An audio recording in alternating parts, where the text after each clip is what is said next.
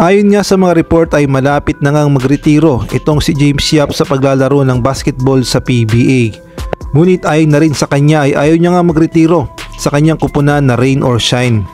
Bagkus gusto niya raw magretiro sa kanyang dating kupunan, walang iba kundi ang SMC na doon talaga siya nakilala bilang James Yap sa paglalaro ng basketball sa PBA. Partikular na sa kanyang dating team na BMEG, Sunmig, Purepods o Magnolia. Ang sabi nga ni Snow Badwa, ang sport writer ng Spin.ph, colleague close to him told me that if he'll have it his way, he would want to play even just a single game with his former team. He loved his current ball club, but he'd want to have to feel of being his old fans at Magnolia.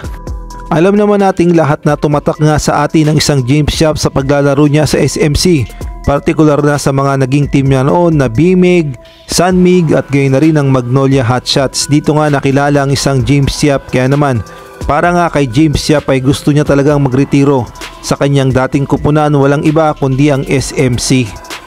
Kaya naman abang-abang na lang tayo kung papayag ba ang rain or shine na si James Yap ay magretiro na sa kanyang dating kupunan na SMC, dahil alam naman natin na may edad na talaga itong si James Yap at kailangan niya nang magretiro. Sa ibang balita naman, nangunguna na naman ang SMC, partikular na ang team ng Barangay Ginebra sa mangyayaring PBA All-Star 2024 sa Bacolod. Nagkaroon kasi ng PBA All-Star voting kung saan may kapangyarihan ng mga fans na bumoto kung sino-sino ang papasok ng mga PBA players sa PBA All-Star 2024 na mangyayari sa Bacolod. At ayon nga sa mga report ay nangunguna na ang Barangay Ginebra sa PBA All-Star voting.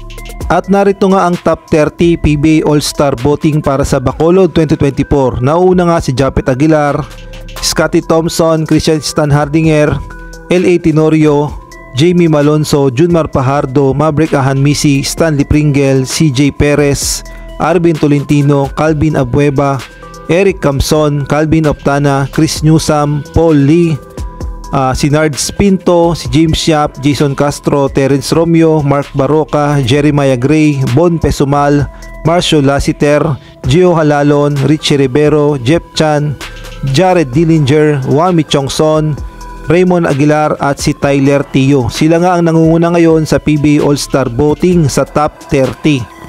Kaya naman wag na nga tayong magtaka sa 2024 Bacolod PBA All-Star kung ang mga star player na maglalaban-laban ay manggagaling sa SMC, partikular na sa mga players ng Barangay Ginebra.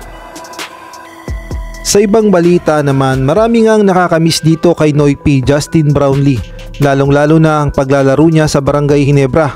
Tapos nagsisimula pa naman ngayon ang Commissioner's Cup at medyo tagilid nga ang Barangay Ginebra sa standing, kaya naman maraming ang nakakamiss dito kay Justin Brownlee dahil alam naman natin na siya nga ang pinakamagaling na import ng Barangay Ginebra at alam niya ang gagawin sa mga laban sa mga crucial game ng Barangay Ginebra, partikular na sa Commissioner's Cup at sa Governor's Cup. Kaya naman marami talagang nakakamiss dito kay Justin Brownlee.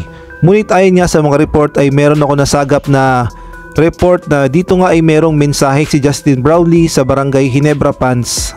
At eto nga daw yung mensahe ni Justin Brownlee sa lahat ng Barangay Ginebra fans. Ang sabi niya nga, I feel good and ready to play.